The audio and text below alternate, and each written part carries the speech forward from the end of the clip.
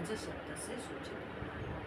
सो जब आदि गुरु शंकराचार्य 3 बार बोले हैं डू नॉट एवर थिंक कि केवल संदेश देने के लिए उन्होंने रिपीट कर लिया है 3 बार, नो नो नो नो, वो बोलते हैं तुम 3 स्तर से साधना करो, शारीरिक स्तर से सेवा करो, गोविंद की सेवा करो, गोविंद का कीर्तन करो और गोविंद का चिंतन करो। You serve the Lord, you speak about the Lord, and you contemplate on the Lord. भगवान हमको ये 3 करण दिए हैं, ये 3 करणों के द्वारा हम भगवान के साथ रह सकते हैं, भगवान के संग रह सकते हैं, कभी भगवान की सेवा करके, तो कभी भगवान के गुण कीर्तन करके, कभी भगवान के चिंतन करके। और अगर हम ये 3 स्तर की साधना को समझ पाए हैं, तब हम हर परिस्थिति में, हर अवस्था में हम भगवान के साथ रह सकते हैं। कभी भगवान की पूजा सेवा करके, जब सेवा संभव नहीं तो कीर्तन करेंगे, will chant Lord's name, will sing the glory of God, तो हम भगवान की जो है महिमा गा सकते हैं, तो वो हम अपने साथ रम सकते हैं, अपने आप में रमेंगे भगवान के गुण कीर्तन करते हुए। नॉट नेसेसरली कि हमारे पास वाद्य यंत्र हो, हमारे पास बहुत तामझाम हो, कोई जरूरत नहीं, हम अपनी खुशी के लिए स्वांत सुखाय हम गा सकते हैं, भगवान के नाम कीर्तन कर सकते हैं। और कभी कभी वो भी करने की इच्छा नहीं होती है, तो think about the Lord. So mentally, even when you are engaged in your daily duties, so at that time you contemplate on the Lord.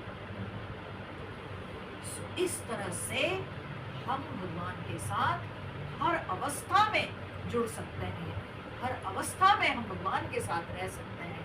और उसी को सूचित करने के लिए शंकराचार्य जी ने 3 बार रिपीट किया, भज गोविंदम, भज गोविंदम, गोविंदम भज। Is it clear now? तो ये 3 बार उनका कहने का अर्थ यही था कि तीनों स्तर पे ईश्वर के साथ, ईश्वर के संग है। क्यों? क्योंकि संप्राप्ते सन्निहिते काले नहीं नहीं रक्षते डूक्रम करणे। संप्राप्ते सन्निहिते काले, ठीक है, जब तुम्हारा समय पूरा हो जाएगा, ठीक है, और वैसे जब मृत्यु का समय उपस्थित होता है, तो उस समय नहीं नहीं रक्षति डूक्रम करणे, नहीं नहीं तुमको रक्षा कर सकता है ये डूक्रम करणे। यही है अष्टाध्यायी का पहला सूत्र, डूक्रम करणे, डूक्रम करणे। कैसे? मतलब वर्ब्स जो होते हैं ना, संस्कृत के जो धातु सब, ठीक है, जो धातु सब होते हैं संस्कृत में, तो उन धातुओं के अर्थ क्या है पहले ही समझना है भाई। पठ पठने, गम गमने, क्रू करने, तो उसी को रटने के लिए ये सूत्र है, डूक्रम करणे, ठीक है, क्रम करणे। और उसके एक प्राचीन संस्कृत शैली में लिखा गया ना, तो तु का प्रयोग होता है, गम धातु गमने, पठ धातु पठने, ऐसे रटेंगे, ठीक है। तो ये उसका एक सूत्र है, ठीक है। तो बोले ऐसे धातु के अर्थ होते हैं, तो इसीलिए वो रट रहे थे। तो शंकराचार्य जी कहते तुम्हारे ये जो व्याकरण का अभ्यास है, ये तुमको नहीं रक्षा करने वाला है, जब मौत तुम्हारे सामने आगे खड़ी हो जाएगी। नहीं नहीं रक्षति डूक्रम करणे, ठीक है।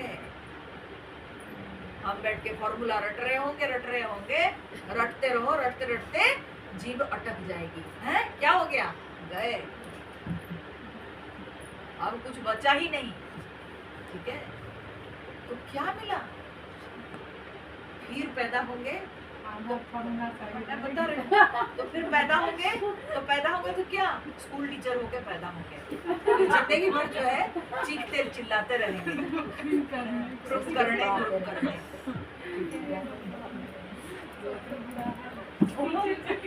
तो और क्या होंगे, वही तो होगा, है ना।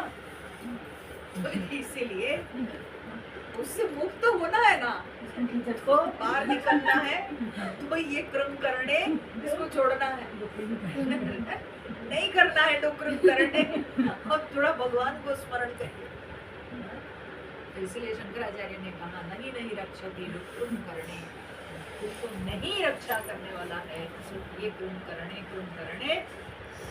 तो इसलिए करना क्या ना, भज गोविंदम भज गोविंदम, इसलिए गोविंद को भजन करो, गोविंद को भजन करो, वही उसी में तुम्हारी सद्गति है, उसी में मुक्ति है। ये सब तो अपरा विद्या है, इसमें भुक्ति, पेट पालन होगा, मुक्ति नहीं है। मुक्ति है लेकिन मुक्ति ये समझते हुए व्यक्ति को जो है ये समस्त संसारियों को बहुत बड़ा संदेश है। ये जीवन का कटु सत्य है, ठीक है। वो कटु सत्य है कि मृत्यु सबके लिए सुनिश्चित है। जो भी जन्म लिया है, जातस्य ही ध्रुवो मृत्यु, जो जन्म लिया है, जो कि हमको ये मृत्यु, ये जो जन्म मृत्यु के बंधन है, ये जन्म मृत्यु के चक्र है, इससे मुक्ति दिलाने वाला कौन सा ऐसा हम धन कमाए।